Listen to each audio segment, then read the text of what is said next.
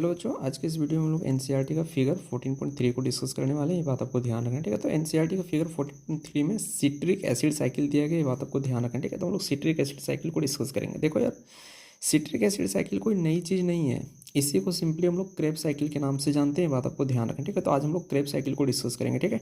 तो Krebs cycle को discuss करने से पहले यहाँ पे हम लोग क्या डिस्कस करेंगे, लिंक रिएक्शन को डिस्कस करेंगे। बात आपको ध्यान रखना है, ठीक है।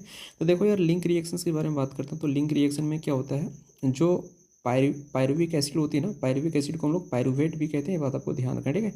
पायरुविक एसिड से लिंक रिएक्शन में क्या होता है, पायरुविक एसिड से क्या बनता है, एसिटाइल कोएंजाइम ए बनता है। ये बात आपको ध्यान रखना है, ठीक है।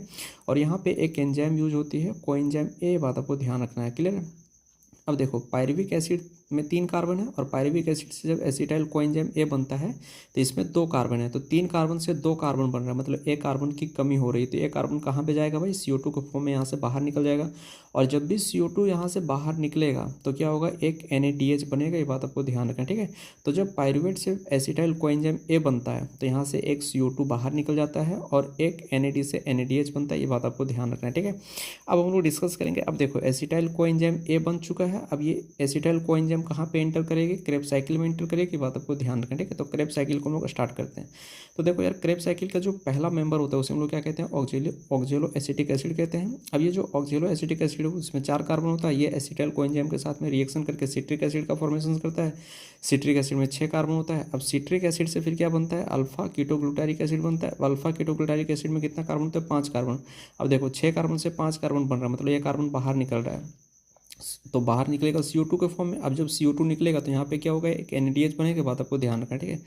अब ये जो अल्फा कीटोग्लूटारिक एसिड है इससे फिर क्या बनता है, सक्सिनिक एसिड बनता है, ठीक है। तो जब अल्फा कीटोग्लूटारिक एसिड से सक्सिनिक एसिड बनता है तो इस दौरान भी देखो 5 कार्बन से 4 कार्बन बन रहा है, मतलब एक कार्बन कम हो रहा है। तो एक कार्बन कहाँ पे जाएगा, CO2 के फॉर्म में बाहर निकल जाएगा और CO2 निकलेगा तो एक NADH बनेगा।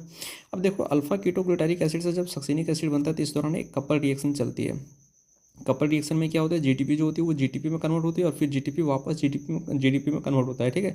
और GTP जब GDP में कन्वर्ट होता है तो यहाँ से एक ATP का फॉर्मेशन होता है। बात आपको ध्यान रखना, ठीक है। फिर वापस सक्सिनिक एसिड जो होती है वो मेलिक एसिड में कन्वर्ट हो जाती है।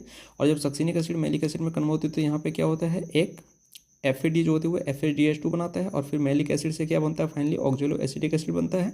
और मेलिक एसिड से जब फाइनली ऑक्जेलो एसिटिक एसिड बनता है तो इस दौरान क्या होता है, NADH जो होती है एक NADH को बनाता है। ये बात आपको ध्यान रखें, ठीक है।